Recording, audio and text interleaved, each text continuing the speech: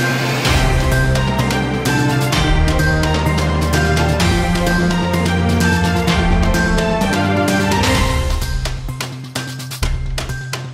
రోజు కర్నూలు జిల్లాలో Venkata Naidu function hall నందు వాల్మీకి బోయ సంఘం ఆధ్వర్యంలో కార్తీక మాస వనభోజన మహోత్సవ కార్యక్రమానికి ముఖ్య అతిథిగా హాజరైన ఆలూరు నియోజకవర్గ ఎమ్మెల్యే బూసినే వీరుపాక్షి వాల్మీకి చిత్రపటానికి పూలమాలలు వేసి పూజలు నిర్వహించారు. రాబోయే రోజుల్లో వాల్మీకులను ఎస్టీ జాబితాలో ఖచ్చితంగా చేర్చాలని ఈ సభ ముఖంగా తెలపడం జరిగింది. ఈ కార్యక్రమంలో Chippagiri convener Marayya, Aluru co convener Veeresh, Valmiki నాయకులు, వైఎస్ఆర్సీపీ నాయకులు, కార్యకర్తలు, బీవీఆర్ అభిమానులు పాల్గొన్నారు. మన వాల్మీకులకి కొన్ని పదవులు ఇస్తున్నారు. లేకుంటే ఆ ఉద్యమాలు చేయకపోతే మనకి ఈరోజు ఈ పదవి వచ్చేది కాదు.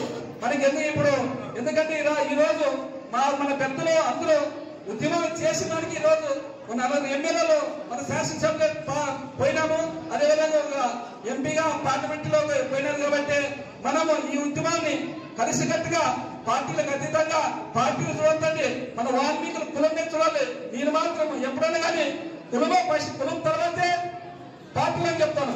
ఎందుకంటే మనము వాల్మీకులో పుట్టిన వారికి ప్రతి ఒక్కరు ఏదన్నా అందరూ మన కులానికి సహాయపడాలనే విధంగా చెప్తున్నాను. ఎందుకంటే మన 2014 నుంచి 19 వరకు 2015లో ఆనాటి ముఖ్యమంత్రి చంద్రబాబు నాయుడు గారు తీర్మానం చేసి మన పార్లమెంట్ పంపించినారు. అదేమో కరెక్షన్ అని వచ్చి దాన్ని ఏం పట్టించుకోలేదు. ఎందుకంటే 14 నుంచి 19 వరకు ఎంపీలో అక్కడ మోడీ గారికి ఎక్కువ ఉన్నారు కాబట్టి పట్టించుకోలేదు. అదేవిధంగా 19 నుంచి 24 వరకునే వాళ్ళు ఎంపీలు ఉన్నారు. 23లో కానీ ఆనాటి ముఖ్యమంత్రి జగన్మోహన్ రెడ్డి గారు మన తీర్మానం చేసి పంపించారు. అయినా కానీ నరేంద్ర మోడీ గారు పట్టించుకోవడం లేదు.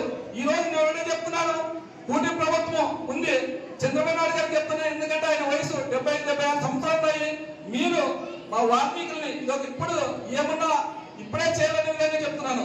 ఎందుకంటే ఇప్పుడు మన రాష్ట్రం నుంచి ఎంపీలు పార్లమెంట్కి కావాలి కాబట్టి గట్టిగా ఇది ఒక్కసారి తీర్మానం చేసి మన పార్లమెంట్ పంపిస్తే అందరూ కలిసికట్టుగా మన వాల్మీకుల్ని ఎస్టీ జాబితాలో చేర్చాలనే విధంగా చెప్తున్నాము. అదేవిధంగా మన వాల్మీకి మన ఆదాయ ఎమ్మెల్యే పాత్ర వాల్మీకి ఆయన కానీ బీజేపీలో స్వసంపాలు ఉన్నాయి. మేమందరూ మన ఎమ్మెల్యేలు నలుగురు ఉన్నాం, ఒక ఎంపీ ఉన్నారు, 5 మంది కలిసి అక్కడ పెద్దలు కలిసి నరేంద్ర మోడీ తోడుకు తీసుకొని పోయి ఆయన మన పాఠశాల చెప్తున్నాను.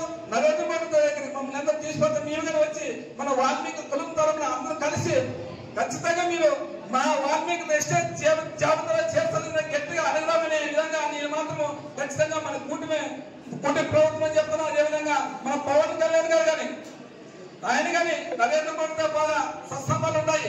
ఆయన కానీ కలుస్తాం, అందరూ కలిసి పార్టీలకు అతీతంగా పవన్ కళ్యాణ్ కలిసి అందరూ కలిసి మనం పార్టీలకు అతీతంగా ఖచ్చితంగా పోయి నరేంద్ర మోడీ కలిసి ఆయనకి విజ్ఞప్తి చేస్తామని మన బాధ మన ఓడు ఎన్నో 6-7 శతాబ్దాల నుంచి మనము పోరాటంతో వినిపిస్తామనే విధంగా మీ పెద్దలు కానీ చెప్తాను.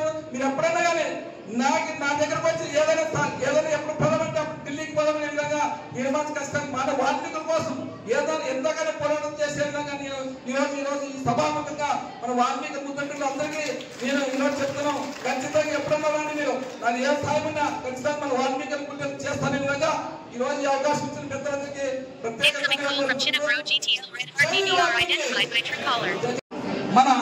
మనం ఎస్టీ జాబితాలో చేర్చిన విధంగా నేను విన్నాను.